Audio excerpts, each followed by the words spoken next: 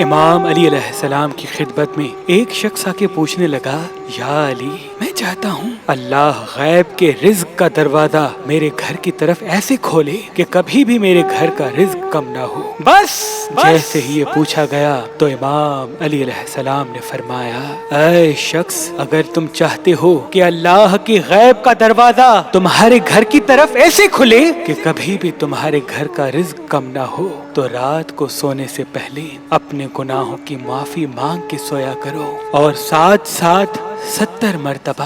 یا رزاق و یا رحمان پڑھ کر اللہ سے غیب کے رزق مانگنے کی دعا مانگا کرو۔ اے شخص، میں نے اللہ کے رسول سے سنا، جو انسان رات کو اپنے گناہوں کی معافی مانگ کے اللہ سے اپنے رزق کی دعا مانگ کے سوتا ہے تو اللہ اس کے گھر کی طرف اپنے غیب کے رزق کا دروازہ ایسے کھول دیتا ہے کہ فرشتے چاروں طرف سے گھر کا طواف کرنا شروع کر دیتے ہیں، اور یوں اس گھر کا رزق کبھی کم نہیں ہوتا، اس گھر کا رزق کبھی کم نہیں ہوتا،